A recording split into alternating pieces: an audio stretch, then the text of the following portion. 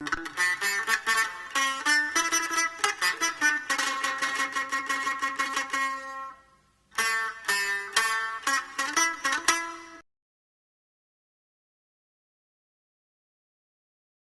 ra'aw, I'm Mate Jan Lisan. I'll be reading the Independence Mon News Agency 2012 Year in Review.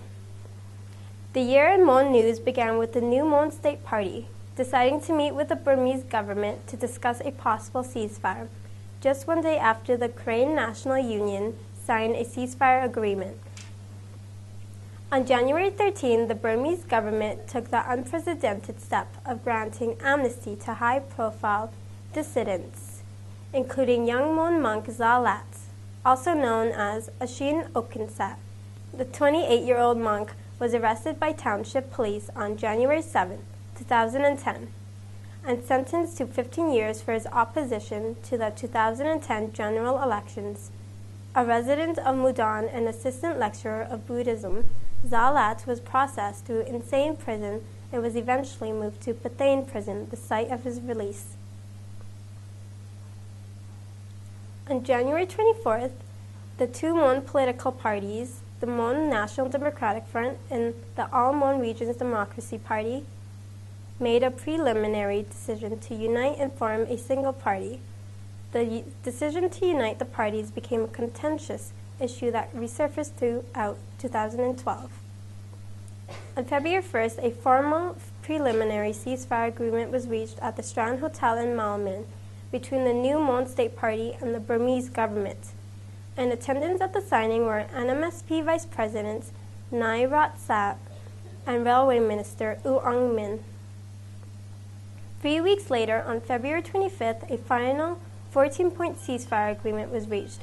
The agreement's 4 main points involved the cessation of all armed fighting between the Burmese Army and the NMSP's armed wing, the Mon National Liberation Army, as well as the initiation of political dialogue within 45 days after ceasefire, cooperation towards stability and peace in Mon areas, and the implementation of development projects. In addition to NMSP ceasefire news, many of February's headlines were captured by the 65th Mon National Day celebrations held that month. Until 2009, the ceremony was banned in Rangoon, and the 2012 festivities marked one of the first opportunities to legally observe the event after more than 10 years of restriction.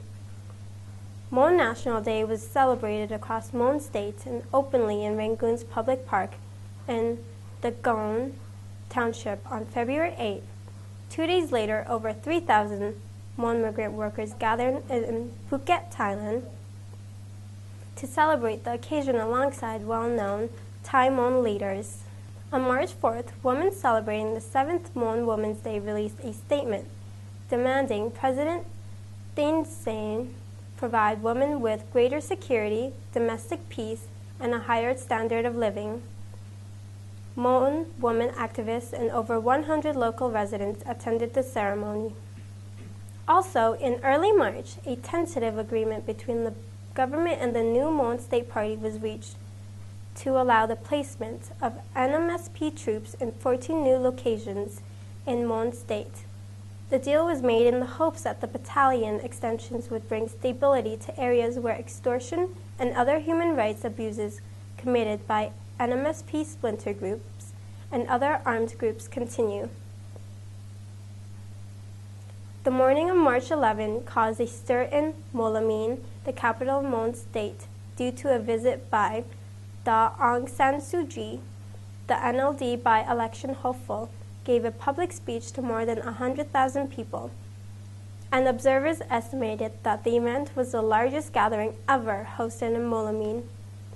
During her speech, the Aung San Suu Kyi addressed the importance of domestic peace throughout the country. Late March was dominated by news leading up to the 2012 Burmese by-election on April 1st. Despite allegations that the Union Solidarity and Development Party engaged in vote buying and illegally campaigning on Election Day, as well as complaints about fraudulent voter lists and inadequate monitoring of polling stations, the National League of Democracy swept the election in Mon State, winning the parliamentary seat in Molamine with over 71,000 votes. Although ethnic Mon people largely populate the area, the All Mon Region's Democracy Party won less than 5,000 votes. According to locals, after Aung San Suu Kyi visited Molamine, most Mon nationals switched their allegiance to the NLD. On May 15, Railway Minister U Aung Min confirmed that the Death Railway, a track stretching more than 170 miles from Den Biozayat in Burma to Ratchaburi province in Thailand, would be reconstructed, built by Japan during World War II. Approximately 100,000 Asian laborers and Allied POWs were killed during the construction, a death toll that gave the rail line its grisly name.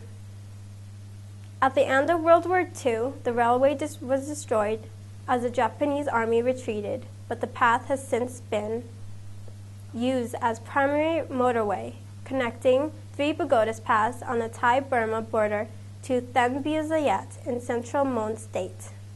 Minister U Aung Min said that within 3 or 4 years, the train will allow residents of Three Pagodas Pass to travel to Rangoon and Burmese citizens to travel to Bangkok. He also expects the Chief Minister of Karen and Mon States to be responsible for creating an industrial zone in the area. On July 10, Naypyidao's Union Election Commission announced that the Mon Democratic Party, formerly called the Mon National Democratic Front, received official approval as a political party.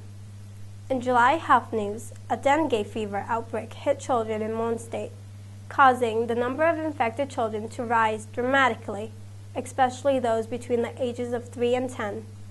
Likewise, the number of patients seeking emergency treatment in hospitals also went up. High rates of infection were recorded in Ye, Den Biozayat, Pong, and Mao Min townships. Even children in the state's capital, Molamine, who were rarely affected by dengue fever, were susceptible to the outbreak. On August 2nd, the armed opposition of 2 of Burma's larger ethnic groups, the New Mon State Party and Karenni National Progressive Party, signed a deed of commitment to formalize their goals to protect children in conflict areas. Nai Hang Sa Pongkind confirmed to IMNA that the NMSP and KNPP were the first non-state arms groups from Burma to sign the commitment, an initiative led by Swiss NGO Geneva Call. By signing, the NMSP and KNPP affirmed their dedication to child protection, including a complete ban on the use of children in hostilities, recruitment of child soldiers, and sexual or other forms of violence. In September, a 3-day conference was organized by the Working Group for Ethnic Coordination to convene 130 ethnic political leaders and representatives from civil society and armed ethnic groups who were asked to design an alternative to President Thein Sein's 8-point peace plan. Conference attendees developed a 3-point peace plan and a 6-point political roadmap that state the need for an ethnic-wide Panglong-style conference to discuss how to establish a genuine union that guarantees the rights of all ethnic people. For the first time since ongoing violence in Rakhine State was sparked by the rape and murder of a young Buddhist woman in June, opposition leader Aung San Suu Kyi and lawmakers from ethnic minority parties released a joint statement on November 7th, calling for increased troops to quell the conflict in Western Burma. The statement marked the first time that Aung San Suu Kyi directly commented on the sectarian violence in Rakhine, also known as Rakhine State. Finally, the year news closed out with increased fighting in Kachin State. Burmese military stepped up attacks on Kachin troops since late December, allegedly using fighter jets, helicopter gunships, bombs, and rockets. Both the United Nationalities Federal Council and the New Mon State Party came out in firm opposition to these tactics and called for an immediate nationwide ceasefire, urging the government to end its military aggression against the Kachin Independence Army. Both groups alleged that political dialogue could be delayed to the Burmese military's continued and increasingly violent offensive. Dan Goon Rao. Thank you.